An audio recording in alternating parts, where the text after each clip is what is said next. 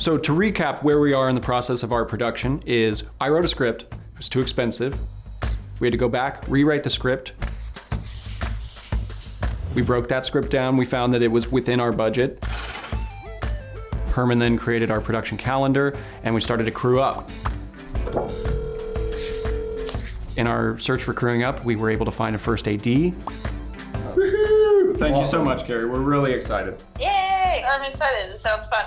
And we were also able to pull in a favor and get one of our studio binder and filmmakers here to come on as our cinematographer. I understand that the budget is limited. I've dealt with that. So what I can offer you guys is I can operate the camera myself. So you save your camera operator, okay? You cut my rate to 0. You don't pay anything for me to come on. Since I like the script, my objective is more to work something for my reel and put that money that you originally would pay me to get a better camera and 3 crew members. Absolutely. I hope we can make something great together. Yeah, absolutely. And I will take care of making the project look good. Great. We love it very much. All right.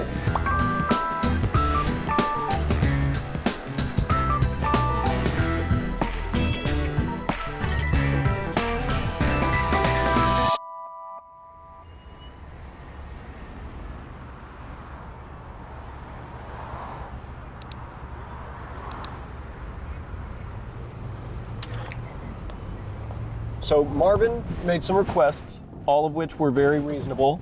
He's waiving most of any fee or anything like that if we need equipment. You know, we'll toss him some bones here and there, but generally he just wants it all to go into the project. Specifically, he wants it to buy him 1 or 2 crew people for the day that are gonna help him shoot. Sounds like he's on board, which is exciting. So at this stage, you're gonna wanna create a preliminary shot list. So what is a shot list? Well, a shot list is a list of all the things you need to shoot on the day, the document that has all of your creative goals and visual goals laid out for you. One of the things that you put on your shot list is all of your shot specs. You'll describe your shot, then you talk about the shot size, angles that you might want to decide, whether you want to shoot from a high angle or a low angle. Other things that go in there would be any camera movement. It's something that you really should do on your own. The cinematographer should probably do theirs, and then you should compare them. So I'm doing my shot list right now. One of the things we're gonna try to do is we're gonna try to have obscured views. So we're gonna be like filming them, but from around a corner so that it adds to that feeling of, you know, this is a secret meeting. Fucking thing, dude.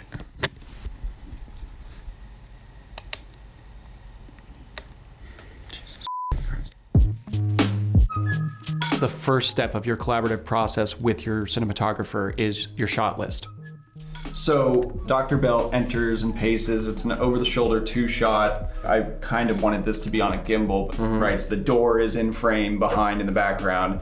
As we move out from behind Billy's head, we see Dr. Bell landing in the room, right? Okay, so what we have right now, we're staying on one setup from one angle. You have to take under consideration that we do need to change the entire lighting setup on the other side. Otherwise, we would see the lights. And now you need to start thinking about bucketing them into what we call setups. And a setup can be either a camera setup, like, you know, dolly tracks or, you know, a tripod, for instance, or it can be a lighting setup. So if you have multiple scenes taking place in the same room throughout your script, instead of moving locations and shooting all in order, what you really want to do is light that side of the room and shoot everything you need that's going to be on that side of the room. Building a gimbal, it will cost us more time for each setup. Gimbal also does require a wireless follow focus. We'll probably have to calculate an extra $200 just for the wireless follow focus. Okay. A Dana dolly for $50 may be a cheaper solution for a similar effect. You need to think strategically if you want to get everything done and if you want to get it all done correctly. Because every setup you do means they have to set up the lighting, they have to move the camera, they might have to put it on a dolly or on a tripod, and every time you do that, that is chipping away at your time, and your time on set is everything. While we're shooting out the scene, the gaffer is not needed, that we double up with a grip. How we talked about, he could build the dolly, the slider, in the room already. Right. We will work simultaneously. While we're shooting, they're building the next set. Perfect. Okay, well, this is good stuff to consider. Put those shots in there that you need to tell the story in your head. Right. And then once we go on the location scout, we of course will revisit the shot list. So now that you've got your preliminary shot list done, you need to start thinking locations. Let's talk about locations. Now, I've been fortunate enough to work on some pretty big productions where you get a location manager and the pretty pictures fill your inbox and you don't have a care in the world. But I've also been fortunate enough to work on some small, bootstrap productions where I had to find my own locations. But now we're living in a golden age where companies like Gigster offer you amazing opportunities for location scouting. These are really useful tools, especially for independent filmmakers, because we definitely don't have a budget to pay a location scout. You know, this is the perfect day for location scouting. You know why? Why is that? All of our location necessities are indoors.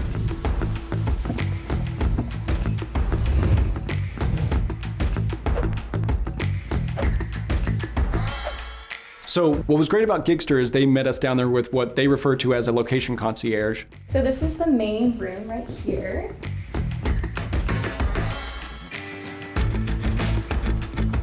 They are super open about you guys moving anything around. The biggest advantage for independent filmmakers is price. You don't need to hire a location manager. Ooh, here we go. Here's production area. In fact, this area here might even work for that scene, right? Like he brings her around the corner, they land here. But we also know that sometimes you need a little bit more help. That's why people like Allison and our other agents were brought into the team to actually set up scouts, set up visits. Thank you so much, Allison. Yes, thank you so much. We're making progress. There's a lot to work with. I think that we've got at least one of our days figured out. You know, now we have to go ahead and start thinking about our other locations. I think it's going to be a great location. The pictures looked fantastic, but let's just say the pictures can be deceiving. Right. So.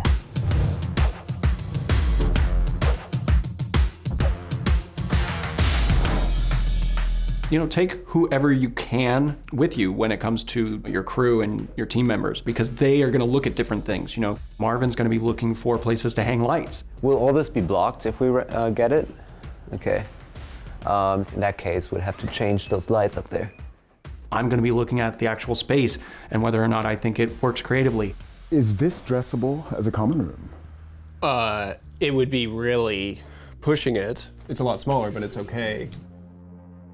When you're searching for stuff online, you're never going to know, right? It's the same as, I'm sure, using Tinder or anything else. You know, you see a photo and you go, oh, looks great. And then you get there and it doesn't look great. Those two rooms are the biggest rooms you have in this facility.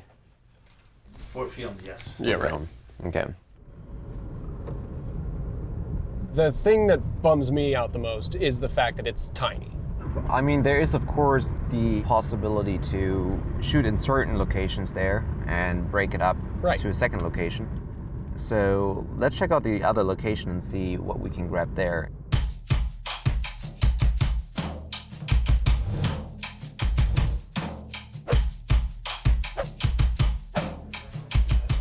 I guess now we're talking. Dude, this is sick. There's good natural light falling in here, which is great. The amount of space you actually get here is, I would say, almost 10 times the size of what the Fryer building has.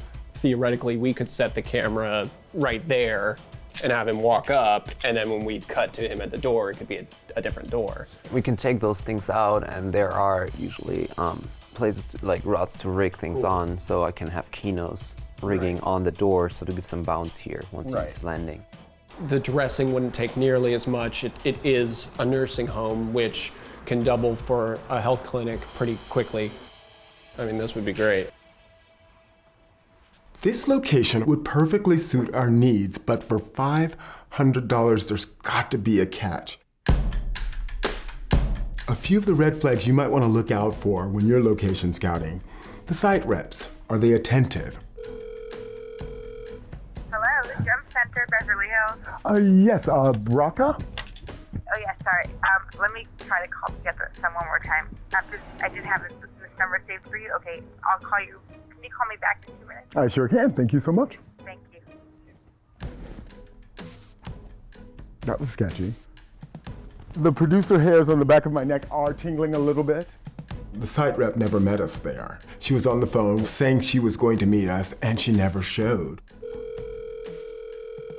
Hi, sorry we missed your call. Please leave a message. They're not communicating with us enough, and the fact that they're not communicating with us enough concerns me. Please stand clear. The doors are closing. It's confirmed. I'm declaring it official. We have no location as of now. Our location dropped out. They made a typo, and that in fact it is 10 times the amount that they had originally said. It's 5,000, not 500. The amount they're saying now is ridiculous. It's actually kind of laughable, because for that amount of money you could get an entire soundstage. I have a litany of worries, so let's put our nose to the grindstone. If we're gonna find something, we gotta do it in the next 2 days.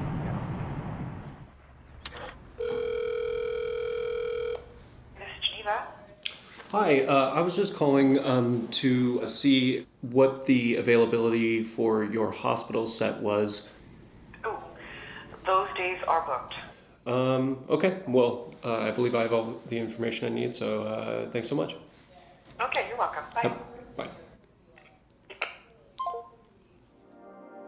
I'm a little worried right now. You know, when you have setbacks like this, you're just not sure if you can fit it all in time.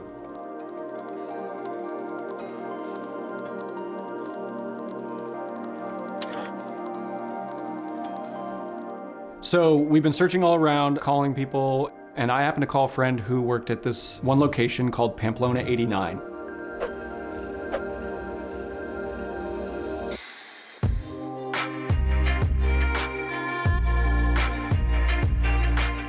Kirill, the owner, he heard about our behind the scenes thing, and he was able to basically work out a deal for us as long as we shouted him out. So Pamplona, thank you to you. We rent the space for seminars, workshops, we do classes, and then also we rent the space for film shoots. We also give the opportunity to come the night before to prep, so they have a little bit extra hours, or to come the day after to wrap up, because we understand perfectly that timing is very crucial. It's conducive for filmmakers. It's got a lot of space for lights, dolly tracks. There's space for staging, the crew and the gear. It also creatively ticks off a lot of the boxes. And if we're smart about this, we could get, I'd say 75% of the film done at this place.